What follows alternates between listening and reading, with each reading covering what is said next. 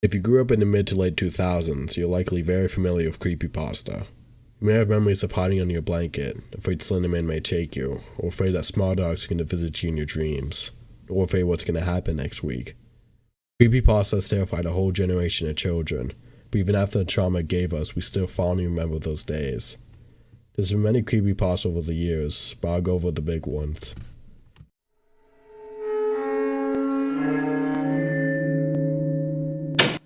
Username 666 is a video on YouTube made in 2010 depicting a user named Nana visiting a user's page named username 666. He refreshes over and over again as the page starts to morph into something terrifying.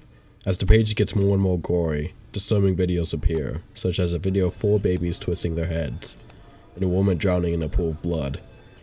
The video attempts to click off to no avail. A gored hand reaches out and shuts off the video browser.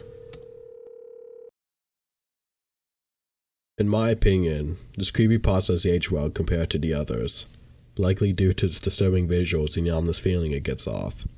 Despite the video being creepy, it contains a familiar and nostalgic feeling, like visiting a place you haven't been for a while.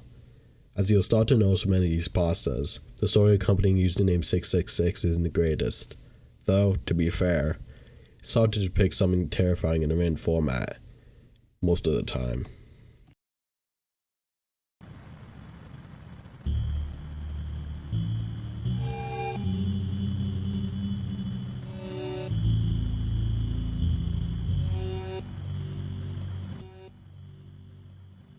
Smiledog. A story about a cursed image of a dog with human-like teeth and eyes is rumored to have originally been uploaded in 2008 on 4chan's paranormal board, though the first story is uploaded on January 15, 2009. The author talks with a woman named Mary E, who tells the author about a chainmail image named smiledog.jpg. During their meeting, she acted strangely and had a mental breakdown. The woman later sent the author an apology, accompanied with the image she desired to view. The author decides to view the image. The cycle continues. The original image of the first phase of smiledog is still a mystery, though a potential original image for the final phase has been discovered. The story of smiledog.jpg is decent compared to most, but I think most of us remember it for the image, especially the final phase. There's something really uncanny about the image, something about those teeth, eyes, and the lack of context that make the image still disturbing to this day. Though the feeling of terror is accompanied with one of nostalgia upon viewing the image nowadays. This one really holds up.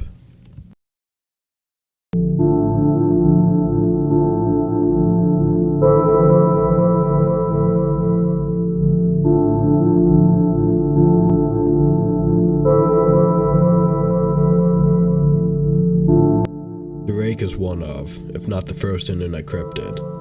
It started as a collaborative project on 4chan, where people gave their thoughts on what the monster should look like, eventually birthing this image.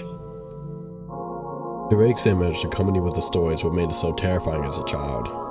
Similar to many cursed images, upon viewing the Rake, many children feared for their lives, staying up late out of paranoia until they got too tired to keep their eyes open. The story about the Rake visiting people while they slept, driving them to the brink of insanity, was very intimidating, as your childish mind would think of the next victim. Everybody remembers the Rake for the classic image of him in the forest on all fours, though the one I found the most creepy is when he's in the squat position, staring at the viewer with his white, piercing eyes. Jeff the Killer was created in 2011. To sum up the story real quick, a bunch of bullies, bully him, his face gets disfigured from a fire, he loses his sanity and kills a bunch of people, killing his own family one iteration. This is where the famous line, "Go to sleep," came from.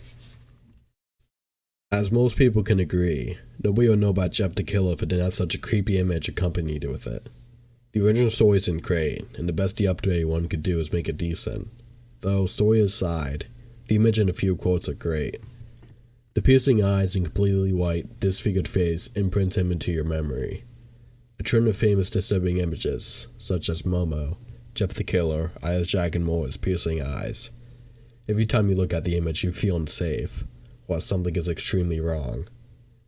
The most remember staying up at night, scared Jeff the Killer would visit them.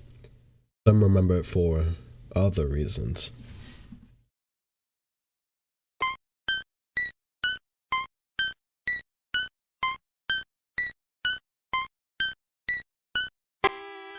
Video game creepypastas are a spectrum. Some are good and creepy, others are just downright terrible, and others have an awful story but a great concept and image. Some of the most popular pastas include Polybius, sonic.exe, bendrowned, and yes, Godzilla, Mario, and so many more. To quickly go over a unique case, sonic.exe is mainly known for the game and images, with the story being quite awful. Sonic.exe was a great concept, just executed poorly in writing format. Though there's been many great video game creepypastas, bendrowned was the first to scare a generation. The story revolves around the main character receiving a video game cartridge from an old man. The cartridge is of the video game Majora's Mask and was previously owned by an assumed deceased kid named Ben. The character goes home and plays a game. He starts to notice weird things happening within the game as it starts to corrupt. A statue of Link faintly appears, telling him, "You shouldn't have done that." Though a low bar, bendrowned was one of the best made creepypastas of its era. The story was accompanied with videos that fit perfectly with the story, as well as an ever-present rising tension in the videos. The videos were never quite terrifying, but always make you feel uneasy, as if someone was about to suffer a terrible fate. Bendrowned was one of the few stories that have actually been known for its story, which is a feat few others have accomplished. Red Mist, interchangeable with Squidward Suicide, has gone through many different interpretations over time. Starting as a story about an intern working for Nickelodeon Studios, when he was invited to watch new episodes before they were released. Upon viewing Red Mist, he believed the name to be a joke.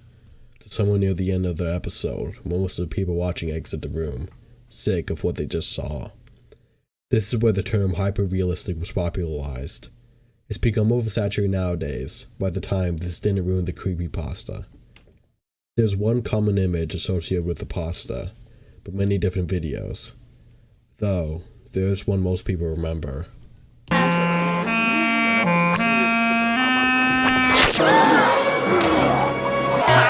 wait! Oh, come on.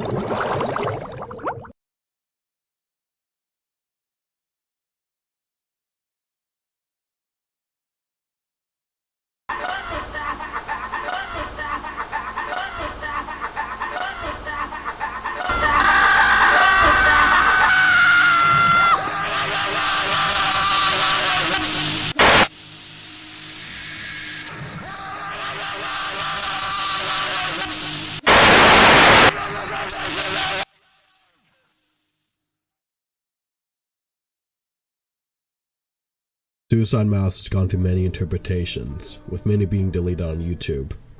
Though they all share common events, it starts with black and white Mickey Mouse walking in what appears to be a city.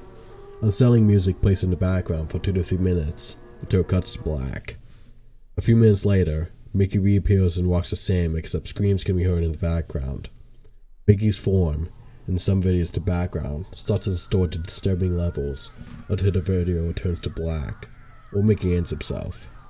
In some videos, an image of Mickey Mouse is shown with cartoonishly disturbing music, typically the Korean EAS alarm, playing in the background, showing Russian text which translates to, "The real suffering is not known. The sights of hell brings its viewers back in."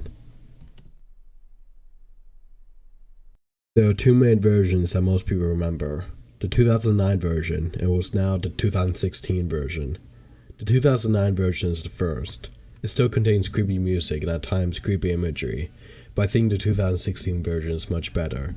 It depicts the sin and the madness of Mickey Mouse, and is all around just really creepy. I remember being really disturbed by the 2016 version, so much I couldn't watch it without going to the comment section. There's many interpretations of Suicide Mouse. There were so many creepypastas I couldn't fit in this video. Zalgo, Dead Bart, Alice Jack, The Russian Sleep Experiment, Tommy Knows Hell, Slender Man, Lavendertown Syndrome, and countless more. If there's anything you want to see, or you have any tips, leave in the comments below.